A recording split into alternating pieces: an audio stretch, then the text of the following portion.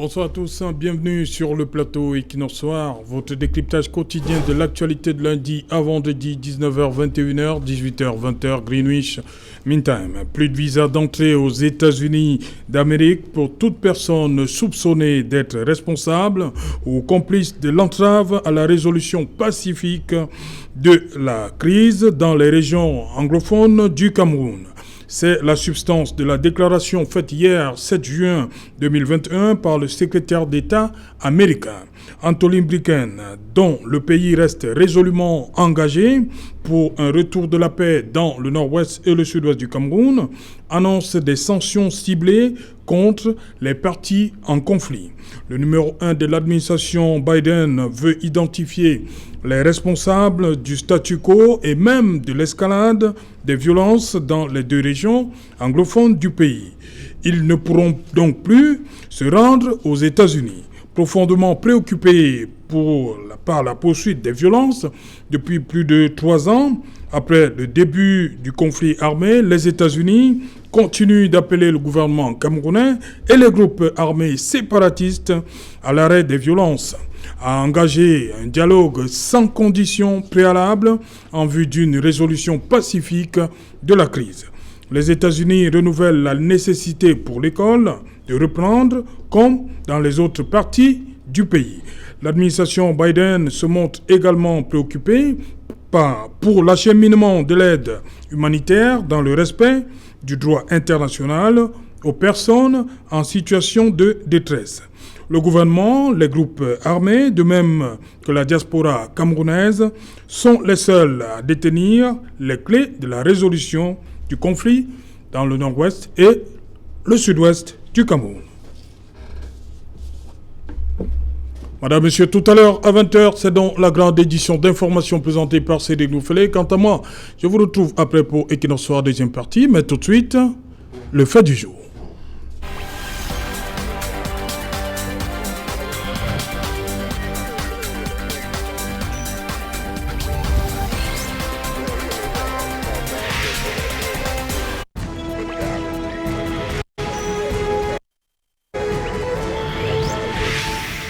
Responsable des violences dans le nord-ouest et le sud-ouest, plus de visa pour les États-Unis. Pour en parler, nous avons invité en plateau ce soir Albert Natol Haïssi. Bonsoir, bienvenue. Bonsoir, c'est Jalin Otto. Je salue mes co-panélistes que vous allez présenter tout à l'heure. Je salue les téléspectateurs de Equinox Télévision. Je salue le Cameroun, je salue les Africains. Je salue toute la diaspora camerounaise et africaine qui nous regarde, n'est-ce pas, à travers le monde. J'ai un souci ce soir, c'est Jalin Otto, que je voudrais exprimer. Oui, allez-y. Vous vous rappelez, il y a quelques jours, le préfet du département de Vouré a signé un arrêté préfectoral qui proscrivait la circulation des poids lourds, notamment dans la pénétrante est de la ville de Douala, oui, entre 5h et 21h. 21h, oui. Et il était question que ses collaborateurs répercutent, n'est-ce pas, ce arrêté. Vous voulez parler de notamment sous-préfet, le sous-préfet de l'arrondissement de Douala 3e, oui, ainsi que les FMO, c'est-à-dire les commandants, les compagnies de brigades, les compagnies de gendarmerie, autant pour moi, et les commissariats de sécurité publique. Oui. Mais nous constatons avec beaucoup, n'est-ce pas, de déception, que les gros porteurs continuent de circuler en pleine journée. Des camions chargés de grumes circulent en pleine journée. Alors, la question... Mais il y a eu un mouvement d'humeur l'autre jour, ils ont bloqué la pénétrante. Vous êtes au courant, non? C'est dit justement que... Dire qu'il n'était pas d'accord avec cette décision du préfet. Je pense qu'il a ça questionne la portée de l'autorité de l'État. Ouais. Parce que lorsque vous avez des gens qui se comportent ainsi, ça veut dire qu'on est en train de défier l'autorité de l'État. Il faut absolument que l'autorité de l'État soit rétablie. À moins que... On a avec les raisons économiques, hein, une non, ville comme on peut pas, non. La loi est due, mais c'est la loi, mais je n'ai pas sur le contrôle des avocats sur le plateau. Ils sont à côté de nous. La loi est due, mais c'est la loi. Parce que lorsque vous avez un drame comme celui que nous avons connu il y a quelques semaines, qui a amené le préfet à prendre cette décision. C'est toujours les populations qui, justement, critiquent, j'allais dire, fustigent la complaisance ou l'absence de l'autorité de l'État. Oui. Donc, à un moment donné, il faut qu'on sache ce qu'on fait, ce qu'on veut.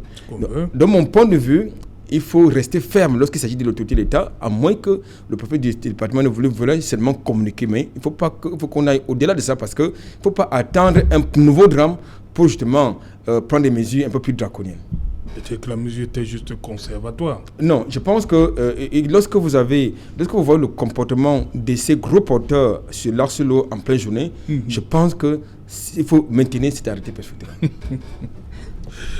Bonsoir, Barrister, good evening. Barrister Tamfou Richard. Good evening, Serge Alain. Good evening to my co-panelists. Good evening to all those who are viewing this program. I want to also extend my greetings to all detained Anglophones or people who are being detained as a respect of the Anglophone crisis who are in the prisons, and equally to militants of the Cameroon Renaissance movement, which because of expressing or defending a political opinion were victims and they are being imprisoned illegally. I also wish to extend my sympathy to all those who are internally being displaced because of the crisis, especially the refugees who are living untold stories. So I use this forum to express to them that we are all together, we feel their pains, and we will continue to advocate that peace should actually return to those regions so that we can continue to enjoy the peace and love that we used to have in Cameroon. Voilà. Bonsoir, Maître Biliga. Bonsoir. Bienvenue. Merci de m'avoir invité. Voilà. Voilà, on va également dire bonsoir à Padi Asanga. Bonsoir, Padi. Depuis Hambourg, en Allemagne. And I want to greet your panelists, and especially my brother, Barrister Tamfou. Barrister Tamfou, I would expect to see you in Paris on the 3rd of July when Maurice Kamto will be coming, together with maybe Barrister Ndong and Mutaga, who I met in prison. So I'm very, very happy to meet you on this panel, and I'm asking to meet you in Paris so that we can have some convivial discussion, because we Anglophones, we are very, very tolerant, and we talk to ourselves despite our differences, be it political or non-political. So you're welcome, Barrister Tamfou. Bon, avec vous, Padi Asanga, ces sanctions ciblées-là de la part de l'administration Biden par la voix du secrétaire d'État américain, Anthony Blinken, est-ce que pour vous, c'est la solution véritable pour que les choses bougent véritablement dans le nord-ouest et le sud-ouest? Est-ce que c'est une solution? Est-ce que ça peut impacter sur la suite des événements là-bas? Serge Alain Otou, these sanctions are coming a little bit too late, but all the same, the sanctions are coming, and some analysts will tell you that these are old measures that have been used before and they have not worked. But one thing is true, is that there is this trans-African alliance between France and America. So if they want to impose sanctions, they should start by imposing sanctions on the French people who are responsible for the Jacobinist system in Cameroon and who have prevented peace from coming to Cameroon. And then they should do those things too when they are talking about the people of the regime. They are the people who are supporting the regime through France, because they have their transatlantic alliances. So we cannot keep making the same mistakes and expecting the same different results. I'm very happy that these sanctions are coming. Why am I happy that these sanctions are coming? These sanctions are coming because the Cameroon Jacobinist government, with a puppet governor that is called Mr. Biya, they don't listen to pressure that comes from within. They don't take pressures from Cameroon government. So if America would put pressure on Mr. Biya, and then France would put pressure on France, then we are happy that is the start of everything. We went to the national dialogue and people vilified us and said that we wanted to practice the politics of empty chairs. But on the other hand, we know that at the SDF, we had resolved not to accept the politics of empty chairs.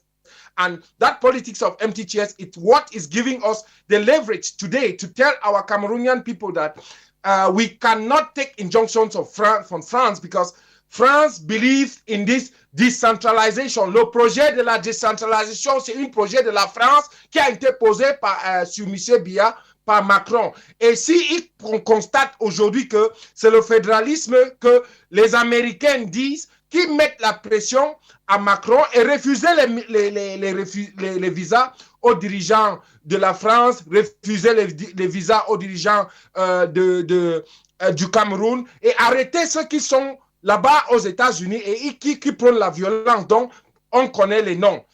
Monsieur Serge Alain, tout ça, c'était pour planter le décor. Je vous dis merci.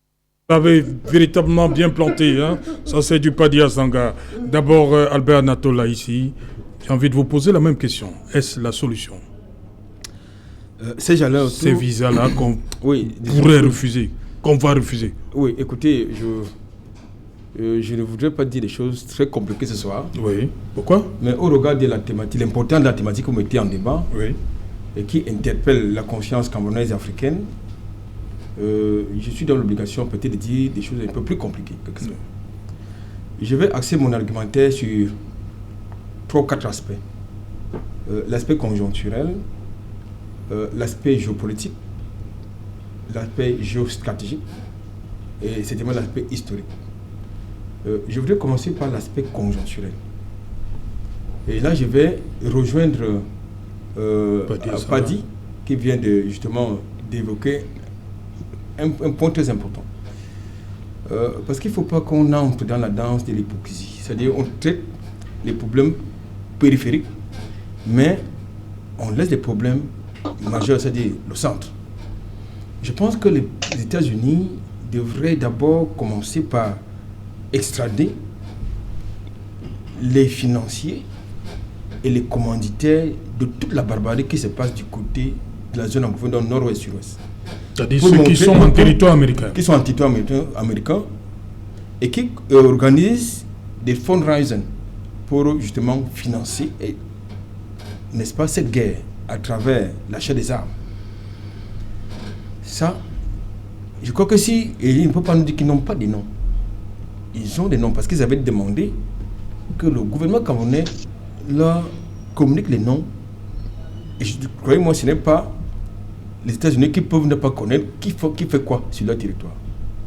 Donc, pour montrer la preuve de leur sincérité par rapport à cette question de la crise anglophone, il fallait d'abord qu'ils commencent par là-bas, à agir de ce côté-là.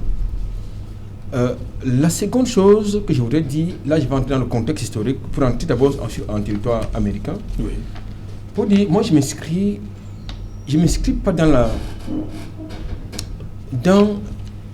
l'option de ce que ce soit les autres qui doivent en quelque sorte nous donner des injonctions pour régler nos problèmes. Parce que déjà en territoire américain, apparemment nous n'y arrivons pas. Moi j'ai un problème. Oui. C'est que en territoire américain, vous avez la violence policière qui doit être constituée comme une sorte de crime contre l'humanité. Et il s'agit c'est factuel et c'est récurrent. Si ce n'est pas tous les jours que ce qu'on vit, n'est-ce pas, les assassinats des Afro-Américains par la police. C'est important. Ajouter cet aspect. Ça, c'est important. Maintenant, vous avez donc la position, parce que vous savez, si je le dis, c'est parce que les États-Unis se présentent comme étant les précurseurs, les démocratiseurs universels, les défenseurs des droits de l'homme universels. Mais lorsque vous avez justement une place prépondérante au Conseil de sécurité des Nations Unies, c'est-à-dire que du fait, parce que c'est vous qui en êtes le financier, donc vous avez une place à part, ça ne rentre pas dans l'option, dans la compréhension de la démocratie. Deuxième chose, lorsque vous organisez des guerres à travers le monde, y compris l'insécurité sur votre territoire, ça ne rentre pas dans la protection, n'est-ce pas, des droits de l'homme. Et de ce point de vue, je ne pense pas que nous ayons affaire à un bon interlocuteur. Quel que soit le problème qui est posé est pertinent, c'est réel, c'est une évidence. Mais il faut que je questionne la qualité de mon interlocuteur. Donc pour vous, les États-Unis sont mal placés pour régler cette question. Le problème est réel. Je ne peux pas évacuer cet aspect-là, mais la qualité de l'interlocuteur me pose un problème. Il y en a qui vont me poser le fait que eh bien, il y a le rapport de force qui va prévaloir, mais le rapport de force a créé des terroristes. Deuxième chose que je voudrais également dire, c'est qu'il y en a qui vont me dire, écoutez, vous prenez quand même leur argent pour régler vos problèmes.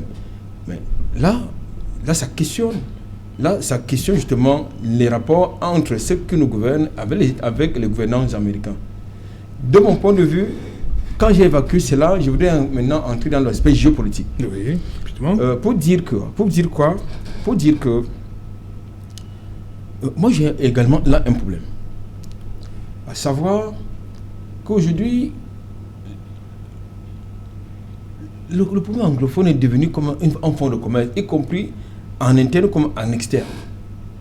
C'est-à-dire, chacun y va, n'est-ce pas, de sa théorie, de ses propositions de solutions. Mais c'est pas ça le problème. Le problème, c'est que nous avons un contentieux historique qui est interne. Et ce sont les Nations Unies qui ont créé ces contentieux historiques, il ne faut pas oublier.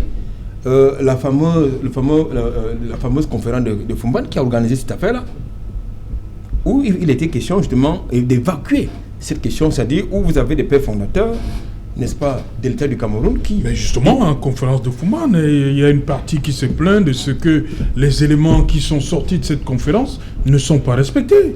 Ce n'est plus le problème des colons, entre guillemets. Non, non, les Nations Unies, à l'époque, ont joué un rôle prépondérant. Oui. Ça, il faut le dire, il ne faut pas qu'on soit de très mauvaise foi. C'est-à-dire c'est une question qui devait être réglée. Parce que lorsque vous avez des pères fondateurs de l'État du Cameroun, qui exigent d'abord l'unification, n'est-ce pas, du Cameroun avant les indépendances, ça veut dire qu'ils certainement ils ont vu venir ce qui est en train de se passer aujourd'hui du côté de la zone anglophone. Il faut d'abord régler cette question. En même temps, il ne faut pas oublier qu'il y a certaines grandes figures historiques de ce côté-là n'ont pas été sincères avec le peuple frère. Il ne faut pas évacuer ces éléments historiques. Donc je pense qu'aujourd'hui, ce qui est important, à mon sens, c'est quoi? C'est qu'il est important que cette question soit réglée dans le contexte camerounais, parce qu'il s'agit avant tout d'une affaire camerounaise. Parce qu'à partir du moment où vous avez j'ai envie de dire des intrus, les États-Unis n'ont... Mais c'est ce que les États-Unis demandent. Non, ce sont les intrus. Parce qu'ils n'ont jamais réglé une crise nulle part. Qu'elle soit politique, sécurité, humanitaire, ils n'ont jamais réglé un problème nulle part. Bien au contraire, ils ont été toujours un problème et non une solution. Non, les États-Unis demandent justement de vous retrouver, c'est-à-dire un dialogue sans condition. Je vous dis qu'ils sont très mal placés.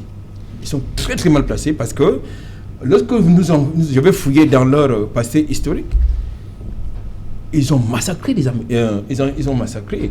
Et c'est pas le massacre, n'est-ce pas, des indigènes que vous voyez maintenant les États-Unis actuels. Donc je pense qu'ils sont vraiment très mal passés. Maintenant, je veux conclure, je veux sortir par l'analyse géostratégique.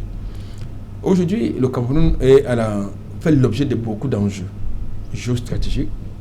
Il y en a qui pensent qu'il faut faire pression à Macron pour venir, comme apparemment il a l'habitude de faire pression à étudier. Il faut faire pression à Macron pour régler la question anglophone. Non.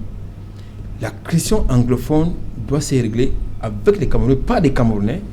Et surtout des Camerounais véritables qui sont sincères dans le cadre d'un dialogue inclusif, n'est-ce pas, qui va être, à mon sens, multipartisan, y compris avec ceux qui sont même les commanditaires, les financiers, parce qu'il faut quand même se dire que de ce côté, il y a des gens qui sont de très mauvaise foi. Parce qu'il y en a qui voudraient que, même en interne, vous avez des complicités, qui souhaitent que cette affaire-là perdure. Parce qu'ils ont intérêt à ce que ça perdure, mais tout le monde est soufflé. Je ne sais pas surtout les populations civiles qui sont des victimes, les principales victimes. Voilà, Barrister, rapidement, est-ce que ces sanctions-là ciblées, c'est déjà quelque chose? Ça augure well, it is welcome. Un avenir radieux? Well, it is welcome, but I would like to say that I see it a little bit late and even light because they could push further. Nobody would deny that ever since this crisis break up, we know who are behind them, and the US harbors a good number of them. Funds have been raised in their territory. If they were really of good faith to help the Cameroon government in resolving this crisis, I think the first thing to do would have been to bring all those people or extradite those people to Cameroon. Donc vous êtes d'accord avec la lettre des parlementaires du mois de février? Yes, avec Joshua aussi et les autres? All those are advocacy. Oui. Because this letter is this message from the Secretary of State of the American Secretary of State, because of people, a lot of groups are advocating. People have been pushing. Oui. We want this. These are the possible solutions. So all this advocacy has yielded to this statement. And I say that international diplomacy is somehow like a two-way sword, because today they are saying that, okay, we think that we have to maybe restrict visas, and tomorrow there will be the same people that will send arms, ammunition to the government or give subventions to the government. So I think that they should be sincere. If actually they want to give a helping hand, those people who are like the spearheads of this crisis, they should have seen how they put those people at the disposal maybe of the government or to a mediator or whatsoever. And then they themselves, I remember that even America said, they gave an injunction to France that France resolve this problem. So they are not putting the necessary actions or necessary pressure to make sure that this crisis comes to an end, because be it at the level of the American government or at the level of Cameroon, we have been seeing that all what is being said, all proposals which have been put to Cameroonian authorities, nobody is yielding to it. Cameroon or the head of state goes the way he wants or the way he thinks that is going to bring an end to the crisis. And we have been seeing that all the measures that he himself has struggled to be putting in place are not working. Meaning that there are some people who are interested in that the crisis should continue to perdure, and they are having their economic gains.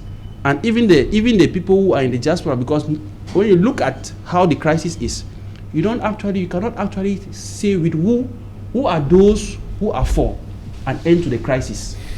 Others will tell you that no, let's continue to fight. We don't give way to dialogue or don't give way to negotiation. They are in the armed conflict deep inside. When you come to Cameroon, you see that there is no avenue for any peaceful avenue. Everybody is saying that we will track all the separatists till the last man standing. So you see that there is no genuine zeal, even by our international partners or the Americans, for example, who think that yes, it is time for us to have lasting solution. Because had it been they really wanted this crisis, or they could have gone for that restricting visas. If you restrict people to travel to your country, which effect does it have? Voilà. So they can decide to stay in Cameroon and say, okay, we will not go there, and it's not going to solve the problem. So I think we should push more for that. Restricting people to travel, to me, I don't see it's not really substantive. Maître Biliga, vous êtes par rapport à la chute de Barista, aucun effet, les gens peuvent décider de ne plus voyager, ou bien Albert Natola ici qui parle déjà de la sincérité même des Américains. L'Américain, pour lui, le sol, il y a beaucoup de donneurs d'ordre qui se trouvent sur le sol américain. Le président Biya, dans ses discours depuis, je crois, 2018, il demande que ces pays essayent de faire quelque chose pour le Cameroun, c'est-à-dire en renvoyant ces personnes-là. Il y a des sujets sur lesquels je pense que nous pouvons tous être unanimes, quelles que soient nos chapelles politiques. La première chose, c'est que personne ne souhaite qu'il y ait la guerre dans ce pays. Nous devons tous être d'accord pour que ce pays a toujours vécu dans la paix, qu'il doit continuer à vivre dans la paix.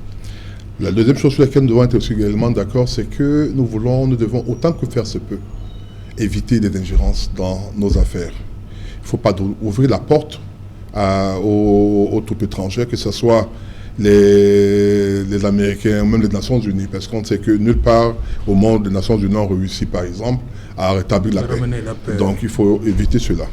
Maintenant, effectivement, les mesures prises par les États-Unis, on les a vu parfois faire plus que ça. Dire qu'on empêche aux gens de voyager, sans d'ailleurs énumérer quelle de personnes. Peut-être qu'on fait peser une épée de Damoclès en ne dévoilant pas la liste des personnes concernées, parce que dans certains cas, c'est pas la première fois qu'on le fait, hein, on donne la liste des personnes qui sont interdites de sortie, de visa, des personnes qui ne doivent pas dans les avoirs aux États-Unis sont gérés, et on va parfois plus loin même en étendant cette interdiction même aux familles, et on va même parfois plus loin lorsqu'on s'attaque à un gouvernement en disant que les compagnies américaines sont interdites de faire du business avec le pays concerné. Il y a beaucoup d'autres mesures qui prennent cette manière-là. Le fait qu'on limite tout simplement en disant on ne donne pas de visa, c'est light, comme on dit, c'est vraiment, c'est pas. Et la deuxième chose également, et là nous sommes d'accord avec M. ici, c'est que nous savons, au moins en partie, d'où vient le problème. C'est de la diaspora. On a vu ici des frères, de compatriotes, faire des quêtes pour pouvoir envoyer de l'argent, pour pouvoir permettre que la guerre continue. Or, ces personnes n'ont pas besoin de visa puisqu'ils sont aux États-Unis. Donc cette mesure d'interdiction de visa ne la concerne pas. C'est que les Américains doivent faire en réalité, c'est que ces personnes, qu'on leur dise qu'on vous a identifié, vous devez cesser ce que vous êtes en train de faire, sinon on va vous rapatrier, ou bien le faire à l'instant, même comme l'a demandé le président de la République dans l'un de ses discours, tel qu'il a été rappelé ici tout à l'heure. Donc moi je pense que si les Américains veulent, comme ils le disent, nous aider, il faut qu'ils nous aident réellement. Et Tebilika, vous êtes d'accord avec l'action des parlementaires en février dernier qui a entraîné tout ce qu'il y a eu actuellement, même encore dans le SDF par rapport à l'honorable Joshua aussi, cette action-là qui demandait qu'on puisse rapatrier ses compatriotes. Si c'est la seule solution, si c'est la seule solution pour pouvoir arriver à la paix, why not? Pourquoi pas? Mais je dis que si ces personnes, comme on a vu certains, qui ont dit, hier j'étais contre mon pays, aujourd'hui je me rends compte que cette guerre ne doit pas être menée, donc je me désolidarise des groupes qui financent ce terrorisme au Cameroun. Je pense qu'on peut en tenir compte, ne faut pas forcément les rapatrier. Il ne faut pas penser qu'on a du plaisir à voir les gens rapatriés. Non, c'est parce que ces personnes nous obligent à penser qu'ils doivent être rapatriés pour que nous puissions retrouver la paix, pour que les enfants aillent à l'école, pour que le travail reprenne dans le sud-ouest et le nord-ouest. Vous pouvez imaginer qu'une entreprise comme la CDC, qui est le deuxième employeur après l'État du Cameroun, puisse être pratiquement au bord de la banqueroute du fait que lorsque certains employés travaillent dans les plantations, on a vu des sécessionnistes qui ont parti les couper les bras et les blesser pour empêcher que ces personnes puissent vivre, puissent nourrir. Comment pensez-vous pouvoir défendre les gens en les tuant? Ça n'a pas de sens. En les empêchant de vivre, ça n'a pas de sens. En les regorgeant comme on a égorgé Florence Ayafor, etc. Ça n'a pas de sens. Donc moi je pense que les Américains doivent aller plus loin. C'est bien que Joe Biden vienne avec cette volonté de trouver une solution au problème du Cameroun, mais il faut bien qu'il soit sincère. Vous savez, l'histoire nous enseigne que il y a eu une guerre aux États-Unis qu'on appelle la guerre de sécession. Parce qu'il y a une partie du peuple américain qui a voulu se partir quitter l'Union à l'époque. Aucun pays au monde ne peut de gaieté de cœur accepter qu'un seul centimètre de son territoire parte ailleurs. Il n'y en a pas. Il n'y en a pas. On a vu, les peuples sont prêts à mourir jusqu'au bout pour pouvoir maintenir l'unité d'un pays. Et c'est ça qu'il faut noter. Tout à l'heure, j'ai suivi M. Pandi Asanga dans ses envolées, dire des choses, parler du jacobinisme, etc. Je voudrais dire une chose. Il ne faut pas qu'on pense un seul instant que le problème du nord-ouest et du sud-ouest est forcément lié à la langue. Parce que c'est oublier qu'au Nigeria, il y a le problème de sécession. Alors qu'ils ont la même langue. Le Delta. Avec le Delta, avec le Biafra qu'on a connu. Il ne faut pas oublier qu'au niveau du Ghana, il y a un problème de sécession. Avec le Togoland, qui parle la même langue que les Ghanéens d'Ashanti et autres. Pour vous dire qu'en réalité, ce n'est pas forcément ça. C'est le besoin de vivre ensemble qui est important.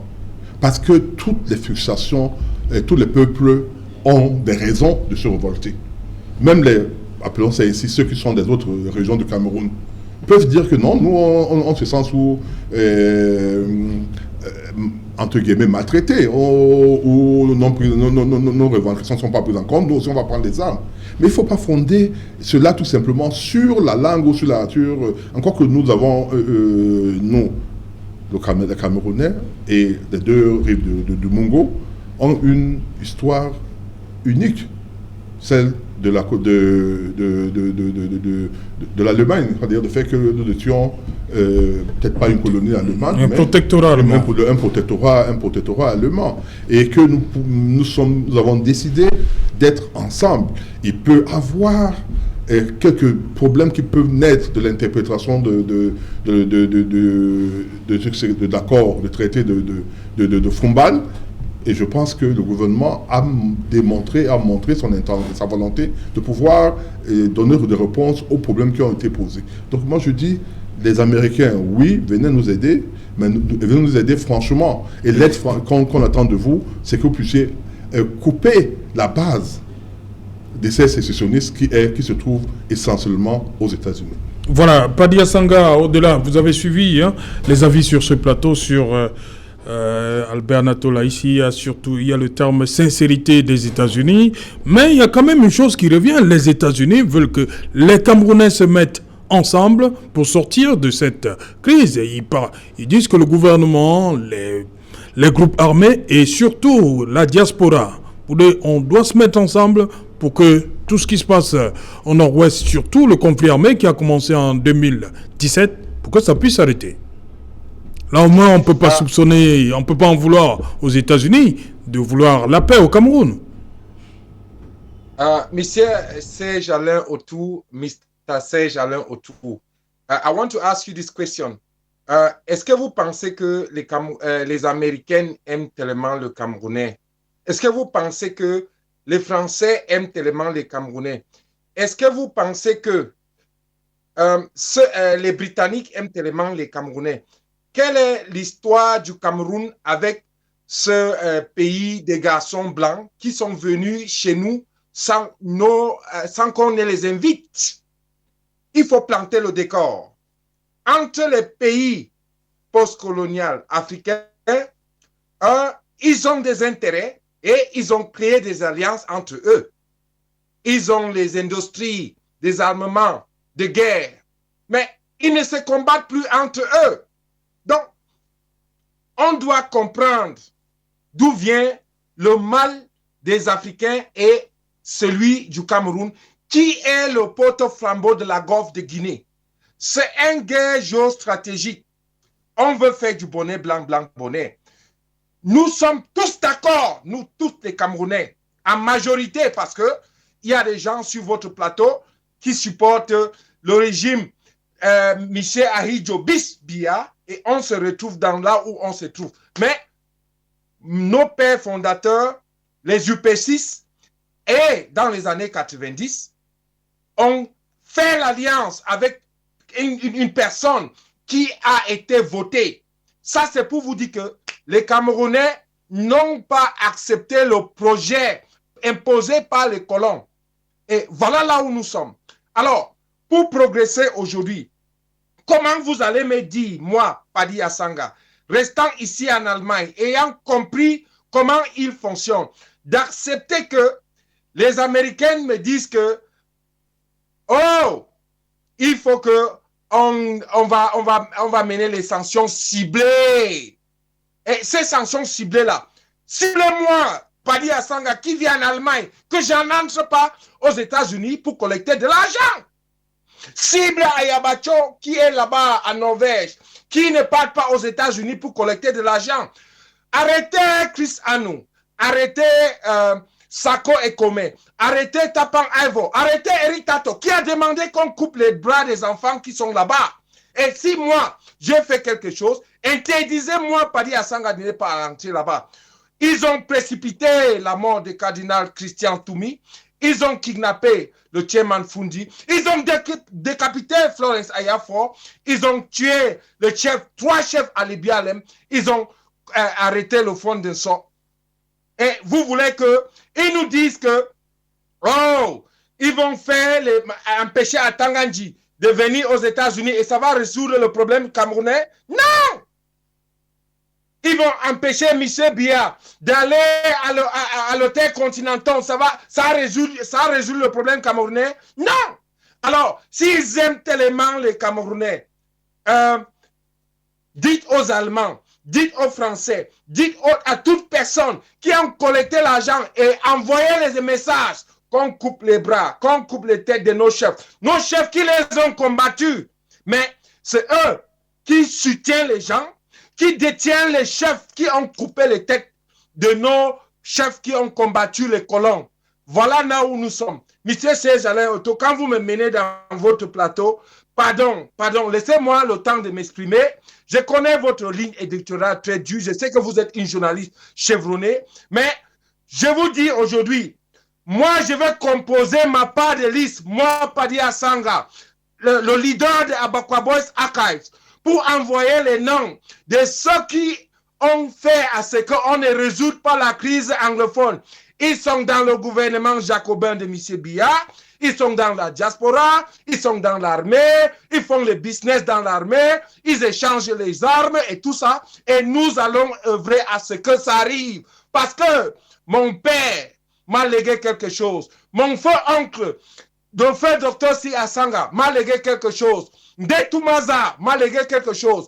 Abe Moukon qui a dormi dans ma chambre de réfugiés, dans ma chambre étudiantine, m'a légué aussi quelque chose. Et c'est ce One Cameroun là que moi je vais protéger. Donc, les charognards qui sont ici, à la diaspora, à Yaoundé, aux États-Unis, à Norvège, en France, ils disent qu'ils ont collecté l'argent pour envoyer à Filmacha, pour qu'on coupe les têtes des gens, et d'autres opposants ne se refusent pas de ça. On kidnappe d'autres opposants, on applaudit.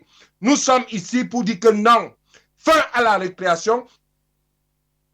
Les Américains doivent commencer à interdire, s'ils aiment tellement le Cameroun, Michel Macron, qui est le garant de ce système qui a échoué, ce qu'on appelle aujourd'hui la décentralisation, qu'ils avaient forcé les anglophones à accepter, alors que nous sommes un État fédéral.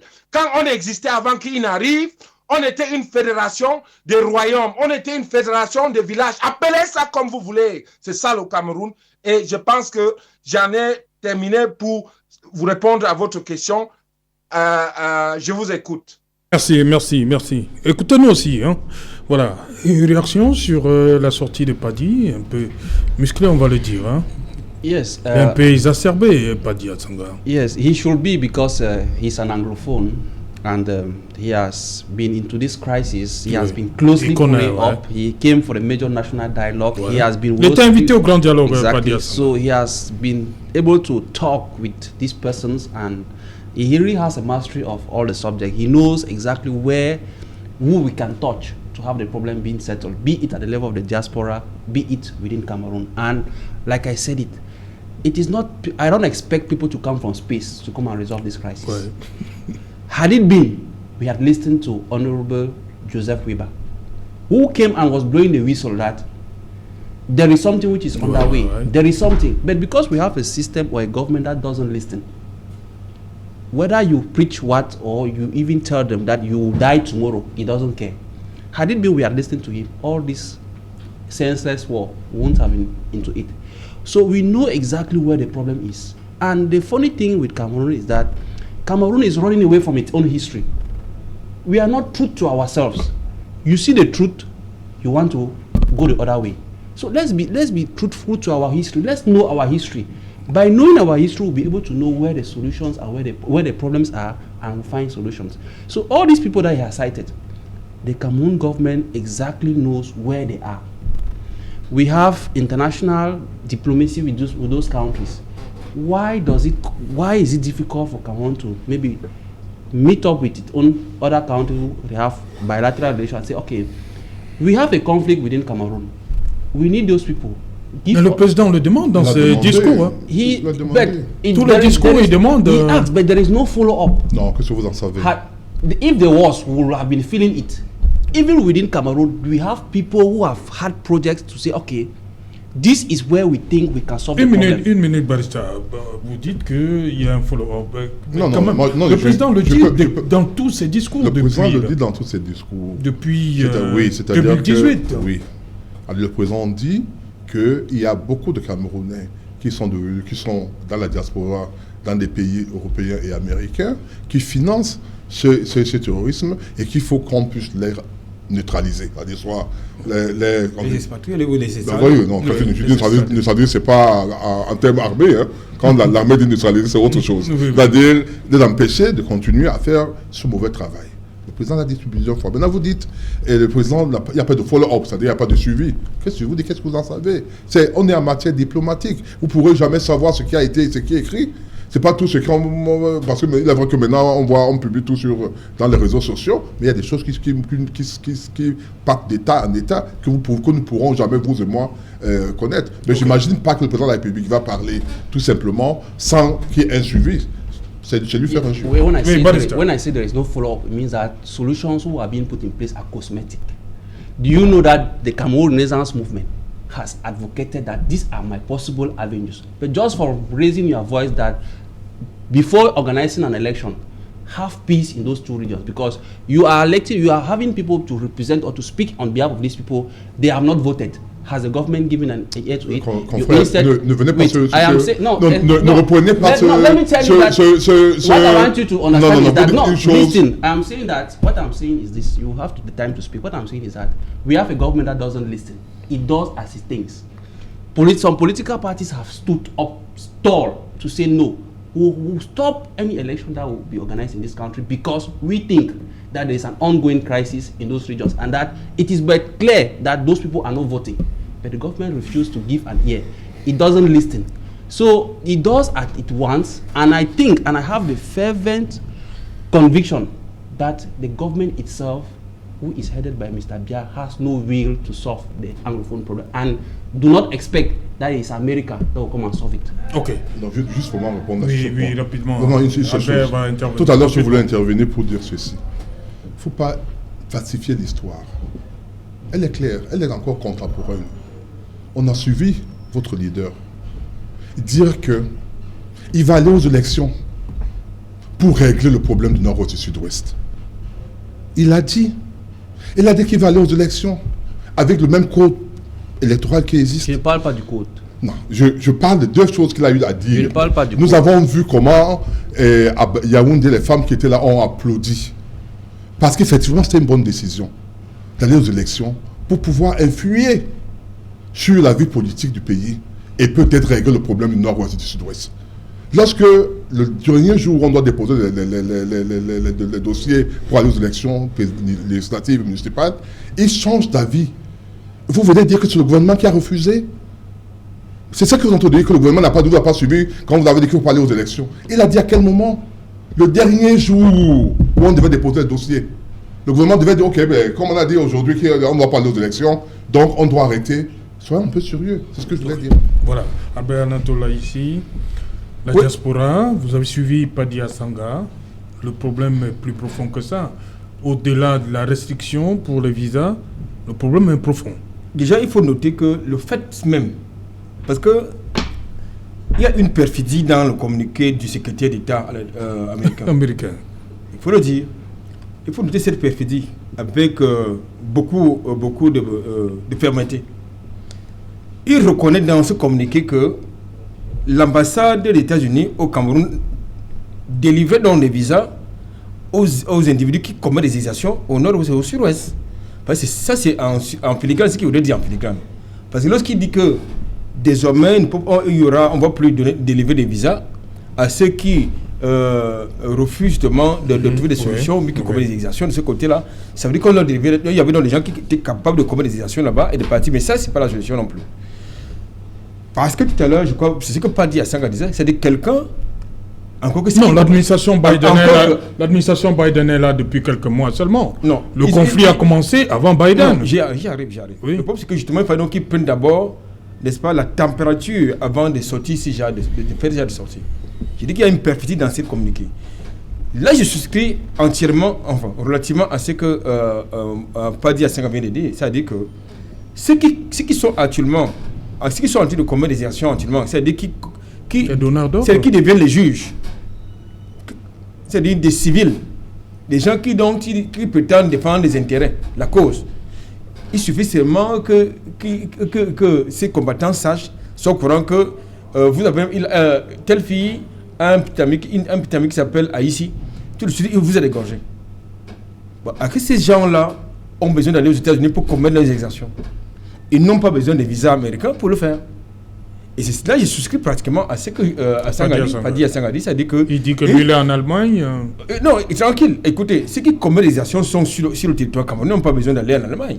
Ou bien aux États-Unis ou en France. Non, ils sont sur place. Le problème, c'est ces donneurs d'ordre qui sont en territoire américain.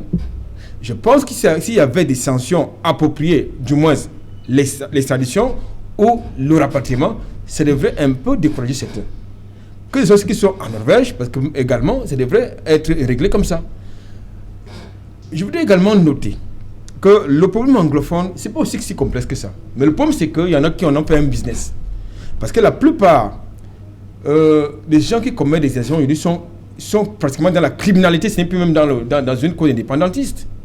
C'est faut le dire. Parce que maintenant, ceux qui luttent pour la cause indépendantiste ou sécessionniste, ils sont pratiquement relégués au second plan. Parce que ceux qui sont maintenant en première ligne, c'est ceux qui se mettent carrément dans la criminalité, c'est-à-dire qu'ils égorgent, qui font des raps, n'est-ce pas, et qui demandent des rançons.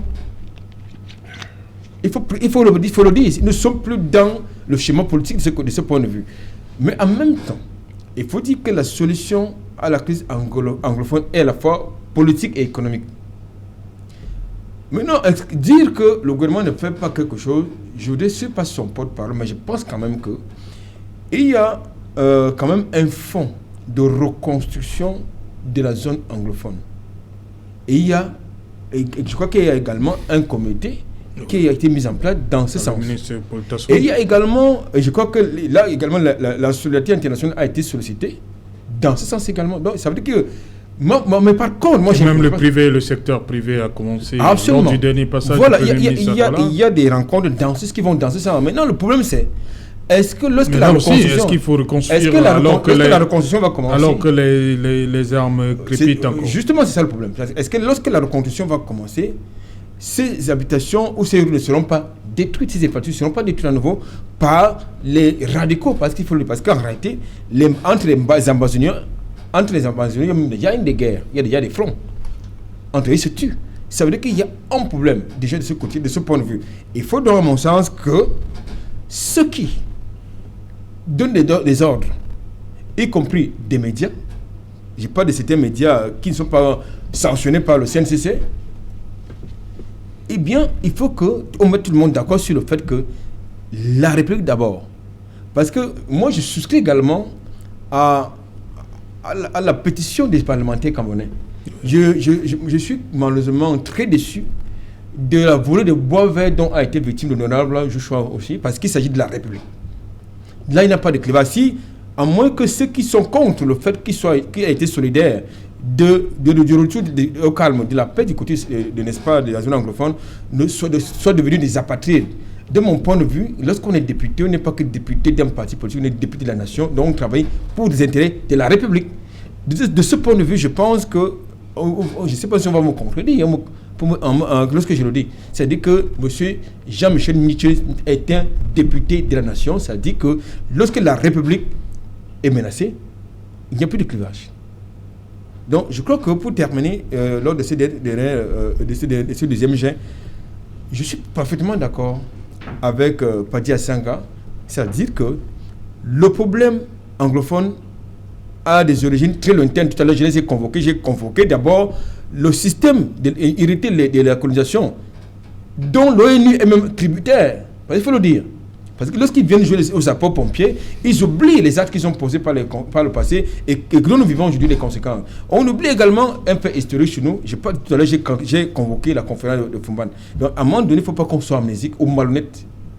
Il faut qu'on soit conséquent et qu'on comprenne que ces gens-là ne peuvent pas résoudre nos problèmes. Ils ne peuvent pas. Tout à l'heure, j'ai dit justement que, pour moi, j'insiste là-dessus, les États-Unis n'ont réglé aucun problème nulle part. La France non plus, les États-Unis... Vous avez parlé tout à l'heure d'un dialogue inclusif. Là, le grand dialogue national, pour vous, c'est un échec, donc? Non, c'est un échec. Non, le grand dialogue, il y en a qui l'ont contesté.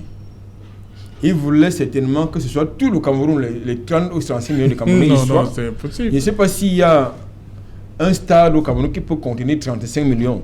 n'est-ce pas, de Camerounais dans le cadre, n'est-ce pas, d'un dialogue inclusif. Non, ils évoquent justement l'absence de l'autre partie, quoi. L'autre partie, c'est qui? Mais vous avez dit tout à l'heure, les ils ont été officiellement invités, mais ils ont prétendu qu'ils craignent pour leur sécurité, alors que le gouvernement avait garanti leur sécurité. Mais ça veut dire qu'ils sont de mauvaise foi. Ok. Barista Tamfou? Non, moi je pense le dialogue inclusif, c'est pas les autres qui doivent résoudre ce problème. Oui, mais on dit la même chose depuis. Pourquoi ce grand dialogue, dialogue inclusif? Ce que nous avons eu là, c'était un monologue, c'était pas un dialogue. On va encore redialoguer. Cette fois-ci, ça serait inclusif. Parce que vous ne pouvez pas dire que vous voulez résoudre un problème. Il y a 2 personnes. Vous êtes même allé au Nigeria les chercher. Parce que vous pensez que c'était eux les commanditaires ou bien c'était eux les leaders. Et vous venez vous organiser un dialogue, vous ne les invitez pas. C'est déjà faussé. Ça, c'est une partie. Donc pour vous, Sisikou Ayouk Tabé devait être au grand dialogue. Puisque déjà le gouvernement camerounais a reconnu que c'était un leader avec son cabinet. Oui. Il devait l'utiliser pour faire venir ceux qui sont à la diaspora. Que non, je suis en sécurité et tout. Les inviter à venir pour qu'ensemble ils s'asseyent et ils dialoguent. Mais on l'a écarté. On a écarté les autres. Je crois que Maître Biliga va encore dire que vous n'êtes pas ceux qui n'ont pas... Non, le gouvernement n'a pas... Non. S'ils les avaient invités, tout le monde allait être au courant. Ils n'ont pas été invités. Même d'autres partis politiques... Permettez, on va revenir après le journal, parce que dans un instant, dans le 20h, avec Cédric Nouffelé, mais avant cela, une page de pub.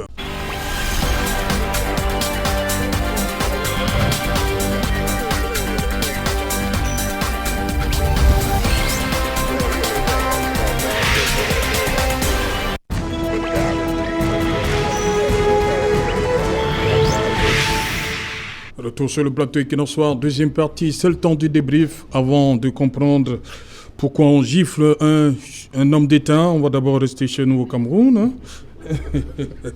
Voilà, Maître Joseph-Claude Biliga, qu'est-ce qu'on doit retenir en fait? 110 000, on a suivi le secrétaire général de la DGSN, ce sera plus rapidement, on va obtenir le document, et il a dit que les fils... Ça, c'est un lointain souvenir. Ça va aller plus vite. C'est ça qu'on doit retenir. On oublie le montant. C'est ça qu'on doit retenir. Surtout que nous sommes à 75 000 là aujourd'hui. Oui, 115 000. Jusqu'au 30 juin. Voilà, et 115 000, on a ajouté... Le 1er juin, on va passer à 110 000. On a ajouté 35 000. Oui. Si c'est pour avoir vite le passeport, why not? Pourquoi pas? Parce que vous savez, même lorsque c'était à 75 000, pour faire le passeport, c'était la croix et la bannière. On dépensait plus de 100 000. Vous vous souvenez qu'il y a eu un scandale qu'on a connu ici où une dame disait qu'elle avait plus 400 000 francs pour avoir un passeport express. Oui. Voilà, c'est le thème qu'on utilisait. Or, aujourd'hui, si on peut faire un passeport en 48 heures, c'est un passeport express. Donc, il y a des personnes qui sont prêtes à donner plus que ça pour avoir le passeport lorsqu'il y a par exemple une urgence. Donc, le seul problème, et là il faut qu'on soit honnête, c'est qu'il faut bien que cela soit effectif. Parce qu'il ne suffit pas qu'on le dise, on peut le dire, on donne de l'argent et après, on se rend compte que le même travers recommence. Donc, le seul bémol que je veux mettre, ou bien le souhait que je voudrais émettre, c'est que lorsqu'un Camerounais sort ses 110 000, qu'il soit effectivement sûr que dans les 48 heures, il aura son passeport biométrique. Okay. C'est ce que je veux dire. Voilà, Albert Natola ici, c'est ce qu'on doit retenir. Ça va aller plus vite. Non, on ne doit pas regarder le montant. Non, j'ai 2 problèmes là. Vous avez toujours des problèmes. Vous avez jusqu'à 2 là. Allez-y, on commence par le premier. Le premier problème, c'est que dans un contexte de morosité financière, ça ne devrait pas coûter 110 000. Oui. Déjà, ce n'était pas évident de débourser 75 000 francs. Oui. Ce n'est pas évident avec toutes les tracasseries que nous connaissons. Et mais vous avez suivi tout à l'heure, Maître Biliga dit qu'il dépensait même plus. Hein, je ne fais pas partie de ceux qui n'ont pas, je ne fais pas partie de ceux qui n'ont pas de mémoire historique et qui ne prennent pas en compte les conséquences. Souvenez-vous, nous a dit qu'on pouvait délivrer, vous pouviez justement obtenir votre carte d'identité, votre pièce d'identité en moins de mois. Pour obtenir votre carte d'identité, il faut quelquefois plus d'un an, n'est-ce pas? C'est ce que j'ai dit. Il faut que ça soit justement, on a suivi les mêmes déclarations lorsqu'on lançait justement la nouvelle carte d'identité. C'est-à-dire que ça devait être... mais est-ce que c'est le problème de la police? On dit que c'est le matériau qui manque, le carton. Non. Non, je dis l'actuel carte d'identité qui est également, j'avais dit, très très sécurisé, comme ils disent du passeport qui arrive. Donc, je pense, moi je me méfie des déclarations. C'est le premier problème. Le second problème, c'est que pourquoi est-ce que il ne faut pas toujours changer, il faut pas changer de paradigme. Pourquoi est-ce qu'on ne peut pas confier la production de nos pièces d'identité aux nationaux? Avec les passeports, le contrat avait été attribué, je crois, aux Britanniques. Avec les pièces d'identité, c'était d'abord Thales, après c'est allé chez les Espagnols. Maintenant, on confie la production des passeports, n'est-ce pas, aux Allemands. Ça veut dire que c'est comme si il n'y avait pas d'expertise locale. Or, nous avons des expertises locales. Je voudrais quand même vous rappeler que pour ce qui concerne, par exemple, les visuels, n'est-ce pas, de la carte nationale d'identité de la Centrafrique, ce sont des Camerounais qui ont, n'est-ce pas, j'allais dire, fabriqué, si vous voulez, qui ont conçu des visuels, même si, pour des raisons que nous ignorons, le marché s'est contrôlé et glissé entièrement. Donc je pense que moi ça me pose et ça c'est un autre gros contrat qui va coûter des milliards pour un opérateur locoderme. Moi ça me pose un problème. Donc je pense que il faut que c'est trop demander au Cameroun quand même, parce que 110 000 francs, franchement, c'est énorme, c'est beaucoup. Barrister, pour vous, Well, on obtient en 48 heures, c'est l'essentiel, c'est le plus important? No, that's Ou not bien even, c'est le montant? Yes, the amount, because the SMIC in Cameroon is 37,000 francs. How long or how many months do you expect an ordinary Cameroonian to be able to raise that amount of money? Tu vas voyager, si tu as 37 000, tu vas prendre l'avion? No, but traveling, when you say you have a passport, doesn't mean that you must take the plane. We have terrestrial routes that you can travel, but when you say 110,000 francs, it's to me exorbitant in the first place. Secondly, the time frame. I don't think that with the time frame we are going to respect it. And even when the passport was at 50,000 francs, nobody can say that he has made passport for 50,000 francs. You expect to do it at least 150, 200. So as it had gone to 110... Donc vous voulez dire que même à 75 000, yes, c'était if pas... that was the price, and it has gone to 110,000, be surprised that you have to spend 300,000 to be able to have the passport. And I am still... Non, pas...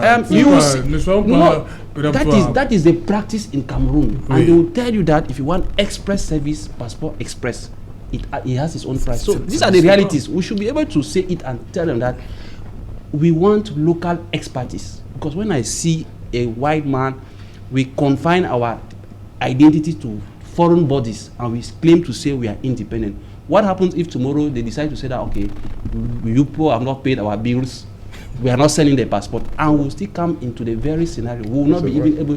We should learn to use our local expertise. It's a shame that we have all the engineers, we have all the schools, and we claim that we are independent, and a common document like the passport we are not able to produce in Cameroon. The ID card we are not able to produce in Cameroon. Then there's a problem. The time frame is a problem. The amount of money too is a problem. Seeing the SMIC that Cameroonians live with, they should not be continuing to add price. Yes, others will tell you that even if they put it at 500,000 francs, they'll still go for it. Yes, it is true, but not everybody. Ok, voilà. On va écouter Paddy Assanga. À partir du 1er juillet 2021, il faudra débourser 110 000 francs CFA pour se faire délivrer un passeport plus sécurisé. Et rapidement, vous l'aurez en 48 heures, selon la hiérarchie de la police. Serge Alon tout. Nothing surprised me. Rien ne me surprend. Je vous dis bien, rien ne me surprend. Il y aura un passport gate au Cameroun. Je dis bien, il y aura un passport gate au Cameroun. Parce que c'est du gré à gré.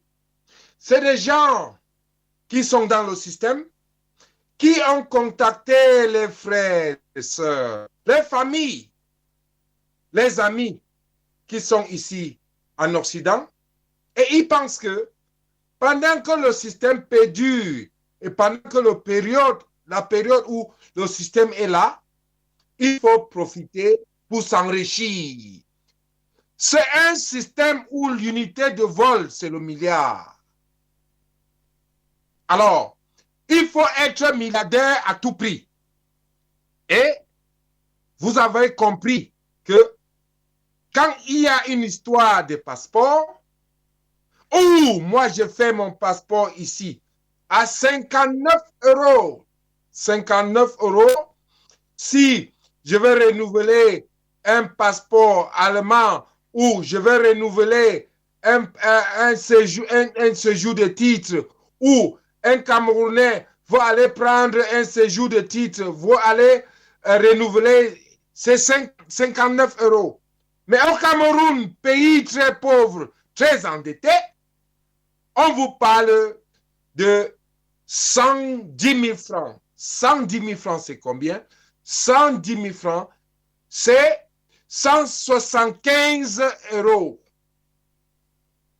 Alors, vous pouvez comprendre que c'est le Covid Gate bis et c'est le marché de gré à gré qui a débattu, qui a pris ce que les Camerounais pensent, ce que les Camerounais peuvent avoir. Les Camerounais qui voyagent pour élever la barre à ce niveau. Nous, on ne connaît pas. Mais on constate que on est dans la perduration du même système. On est dans la perduration du Covid-Gate. On est dans la perduration du jacobinisme où le pouvoir est délégué à quelqu'un, à une personne qui dit que j'agis sur haute institution du chef de l'État ou bien en délégation. C'est là où nous sommes retrouvés et n'attendons au Gate. J'ai dit ça aujourd'hui, le 8/6/2021. Et un jour, on serait aussi ici en train d'amener le même débat. J'en ai terminé, je ne veux plus parler de ça. Merci. Voilà, oui, on ne parle plus de ça. On parle justement de ce qui est arrivé aujourd'hui au président français Emmanuel Macron. Mais on va rester en Allemagne avec la chancelière Angela Merkel qui, déjà le 25 février 2002, avait été arrosée, douchée avec de la bière. Et ce qui s'est passé aujourd'hui en France, le président Macron a reçu une gifle. Pour vous, qu'est-ce qui peut pousser un citoyen lambda à poser un tel acte sur l'institution qu'est soit le président de la République, soit le chancelier allemand? Je vous demande, Serge Alain et tout, qu'est-ce qui pousse un citoyen lambda de prendre l'arme? Non, dites-moi. Pas ma question. Serge Alain Le Tout, vous êtes un journaliste chevronné. Dites-moi, quand un citoyen gifle un président dit élu par le peuple, un président dit élu par la majorité démocratique, qu'est-ce qui peut pousser un citoyen lambda de prendre l'arme?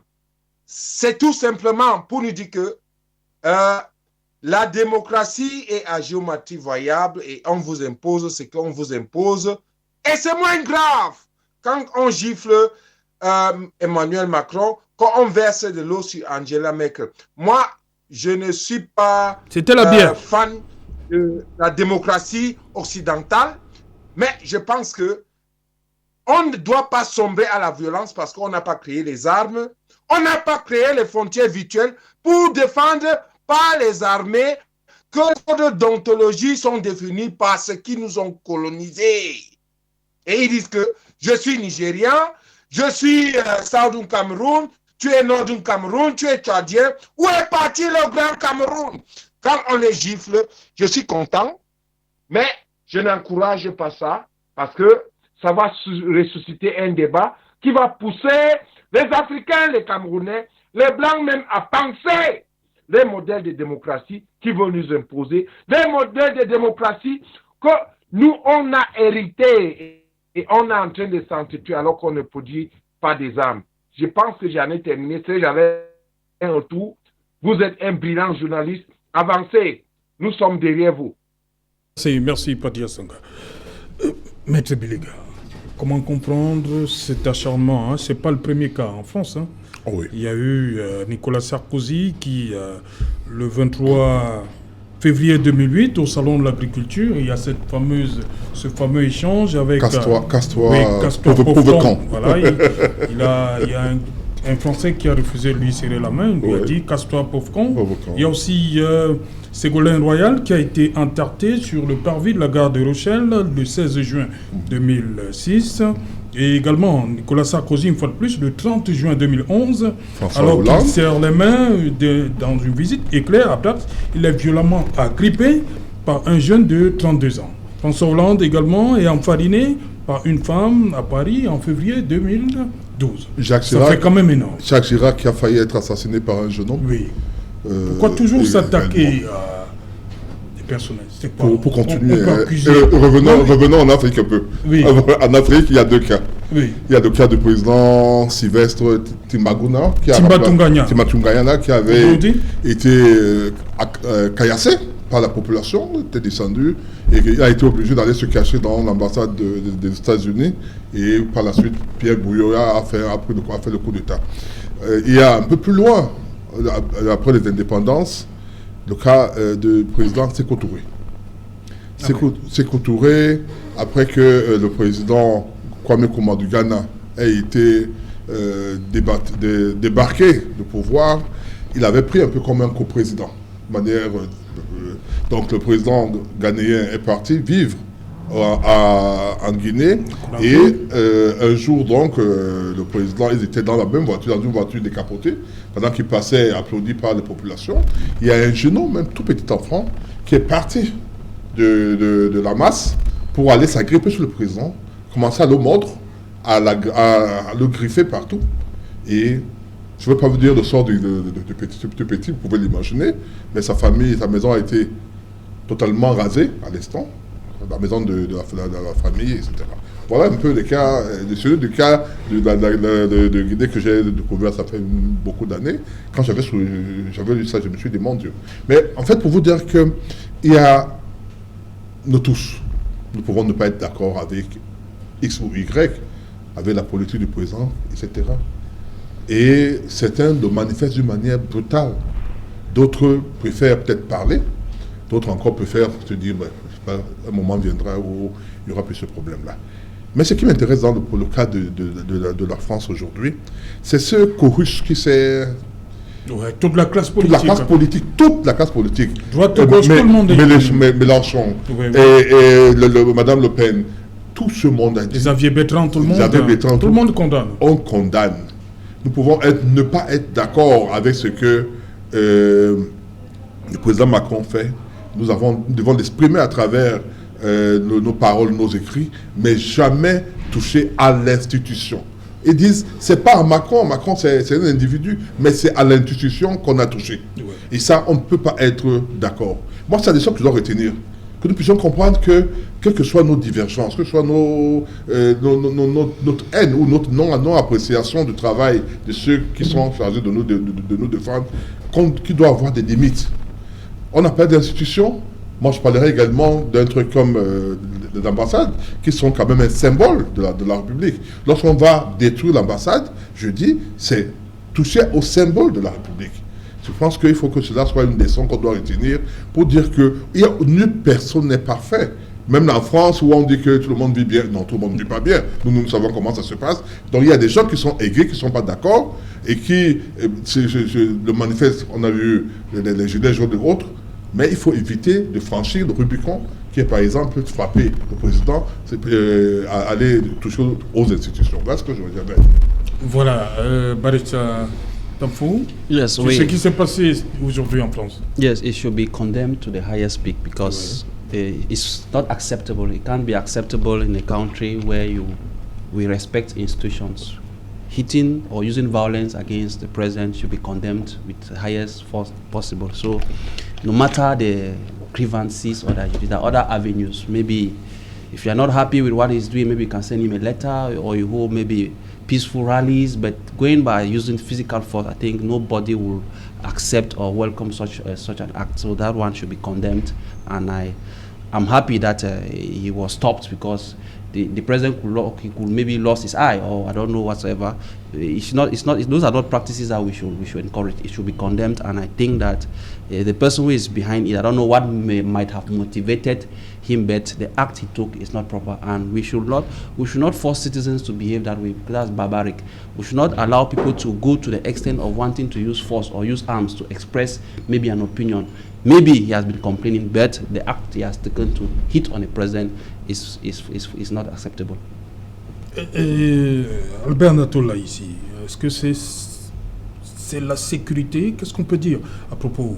On a vu également le président Macron en février 2020 au salon de l'agriculture, lorsque Calibro l'a interpellé. Il est parti de l'endroit où il était, un peu comme aujourd'hui, pour... Est-ce que cette méthode-là, ça ne met pas un peu en danger? Parce qu'il y a le CPHP, Service de protection des hautes personnalités, qui est censé, en France, qui est censé faire la couverture. Mais ça arrive de plus en plus aux hommes d'État en France. Écoutez, les institutions se valent. Et je commence par là pour dire que les institutions se valent.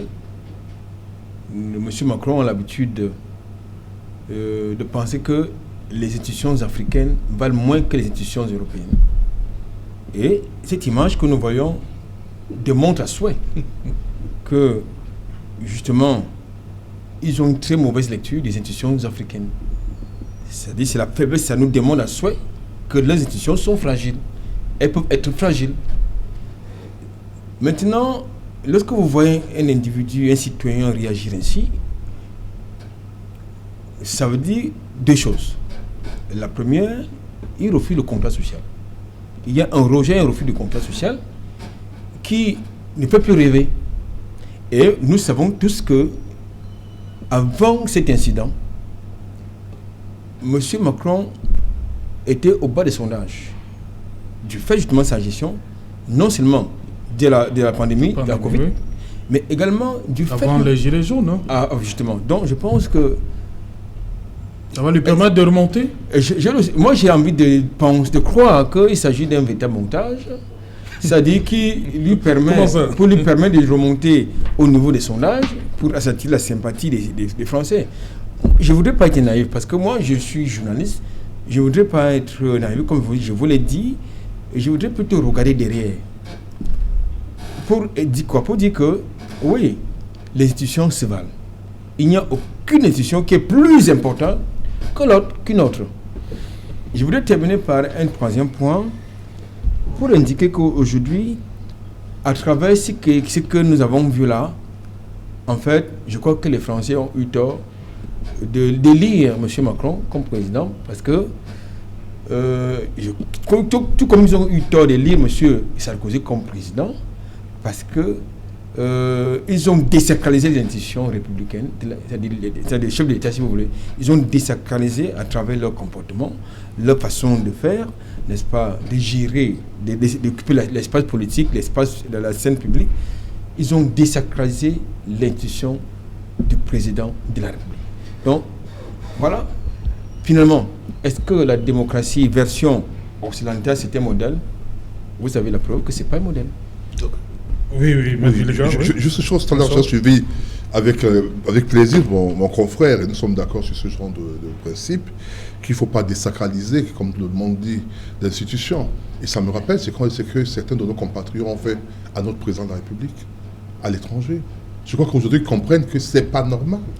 Et on se serait attendu à ce que, de la même manière que tous les Français, les gens de l'opposition se sont opposés à ce genre, ont condamné ce genre d'actes, que nos responsables politiques condamnent ce genre de comportement où on est bien... vis-à-vis du président de la République, du continental et autres. Je pense que cela doit être dit.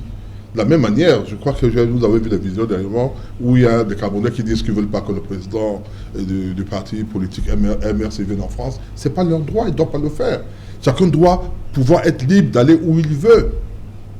Certes, le président de MRC n'est pas le président de la République, mais c'est un citoyen qui doit aller là où il veut. Donc je veux dire que, mais on peut, ceux qui le disent peuvent justifier le fait que, comme vous avez empêché le président de la République, qui est une institution, de venir vivre, je veux dire de venir séjourner, d'ailleurs, quel que soit là où le président il travaille pour le Cameroun. Au Cameroun, je veux dire en Suisse ou en Europe, autant sachez que nous pouvons faire la même chose contre vous, contre vos responsables.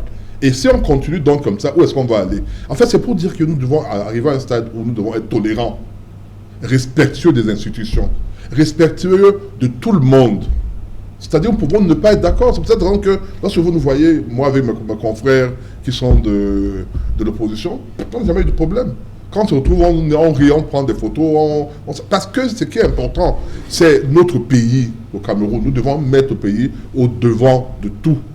Nos divergences peuvent arriver, même avec nos frères du nord ou du sud-ouest, mais ces divergences ne doivent pas nous amener à nous haïr, à bafouer ce qui nous unit. Donc lorsque par exemple une institution, comme on dit le président de la République, on empêche d'aller à séjourner dans un pays et on en fait comme un trophée, c'est-à-dire on est content de l'avoir fait. Maintenant, vous voyez comment les Français réagissent, tous sont contre. C'est l'institution. Parce que c'est l'institution. Parce que demain, lorsqu'un autre viendra et qu'on ne fait, et qu'un autre viendra et un autre président de la République et qu'on fasse la même chose, il y aura des gens qui vont prendre les armes pour dire pourquoi vous avez fait ça à notre président. Voilà. Your last word, Barrister? Yes, my last word will be that we should continue to seek avenues to resolve the Anglophone crisis. We should not relent. We should continue to put all efforts in the advocacy. If you know that you are close to the solution, make your voice to be heard. The government too should be able to listen to Cameroonians, because no matter how many years we fight militarily, I don't think that there is an end solution which is very soon. The best way is that we'll fight, use the arms, but we'll still come and sit on the table. So be it those who are in the diaspora, they should understand that we are not gaining anything in sponsoring this armed conflict, because like I tell you, people are in refugee camps who are suffering. So suffering a lot. So it's too much. I think we have fought for long. Everybody knows that we cannot measure our strength on the arms. We should silence the gun and then bring peace and then see how we can reconcile minds and then move forward. They also, within the government should see that it is enough time that all those who have been arrested, those who have nothing to do in those places or in those detention centers should be released. At least let's continue to seek and find lasting solutions. Voilà, très bien. Une note positive également pour vous? Oui, absolument. Lui, c'est la France. Non, écoutez, moi je pense qu'aujourd'hui, moi je voudrais qu'on revienne sur nos problèmes. Je parle pour revenir sur le communiqué qui est plein de perfidie, n'est-ce pas, oui, rapidement, on arrive au terme. 30 secondes. Pour dire que nous voudrons bien qu'il y ait peut-être des partenaires qui nous soutiennent dans certains problèmes que nous pouvons avoir. Mais je voudrais surtout que nous ayons des partenaires sérieux, pas des partenaires qui ne sont pas des modèles, comme je l'ai indiqué tantôt, parce que nous connaissons l'histoire des États-Unis, l'histoire passée, l'histoire actuelle, comment ils gèrent le problème là-bas, mais personne n'est jamais allé voir ce qui se passe dans leur cuisine interne.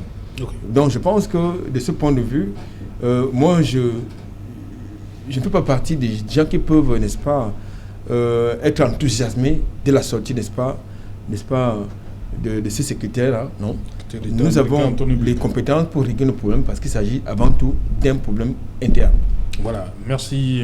Thank you, Barrister, for coming. Thank you, Mr. Serge. Merci à vous, Bernatola, ici. C'est fait un plaisir. Voilà. Merci, Padi Astanga, depuis Hambourg. Merci, Maître Biliga. Merci. Voilà. Madame, Monsieur, nous sommes donc arrivés au terme de ce numéro Equinox Soir. Rendez-vous demain lorsqu'il sera 19h. Bonsoir, Monsieur l'ambassadeur de France au Cameroun.